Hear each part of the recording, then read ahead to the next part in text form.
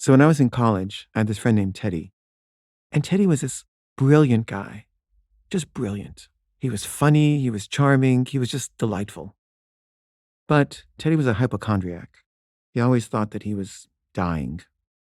And we were really close for a while, and we decided to travel to Europe together. And on the plane, Teddy says to me, "Have them call my mom. I'm dying." And I'm like, "Teddy, she's just gonna worry. Like, maybe you're not dying. We should maybe wait until we should wait till you die before we tell her that you're dying." And he's like, "No, you don't understand. I'm dying. Have them call my mom now." And I'm like, "Oh, Teddy, come on." And he's like, "Just please, I need a doctor. I need a doctor. Somebody get me a doctor." And so, a stewardess goes and they make a call. Does anyone here a doctor? And there was a doctor on the plane. So the doctor came and they had him lie down in the aisle and he's like testing his pulse.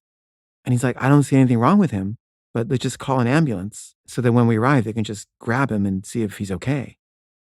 So they call an ambulance and he's saying, "Have them call my mom." And I'm like, "No, Teddy, I'm not calling your mom until we check this out." So we get in the ambulance and they check him out and there's nothing wrong with him. And, he just is like, "Oh, I guess I'm okay." And we end up staying in a squat. And the person whose room we were staying in was a doctor. And every day, instead of walking around London with me, Teddy would go to the medical library and he would look up his symptoms. And every day he would come back from his library trip and he would say, "I figured it out. This is what I have. I've got this." And he would show it to the doctor whose room we were staying in.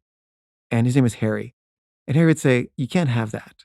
You're like, "Why not? I have all the symptoms." He says, "Yeah, but if you had that, your tongue would be white and your tongue isn't white." He was like, "Oh." And he'd be really disappointed. And then he'd go back the next day and do the same exact thing with a new diagnosis. And again, Harry would say, "You don't have that. If you had that, wouldn't be able to walk." And Teddy was just insisting that he was going to die soon. And at one point, Harry said, "Listen, what do you want? Do you want some morphine? Do you want some heroin? Here, I got some. You can have it." And he was like, "Will that help me?" He was like, "I don't know. What's your problem? I don't know what your problem is." And Teddy was like, "Well, I don't know either." And I said, "Teddy, you know what? I can't take this anymore. I'm just going to travel by myself."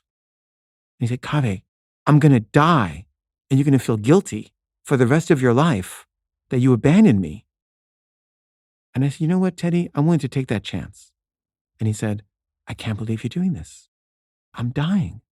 I said, "I know you think that. I don't think that." So we went our separate ways.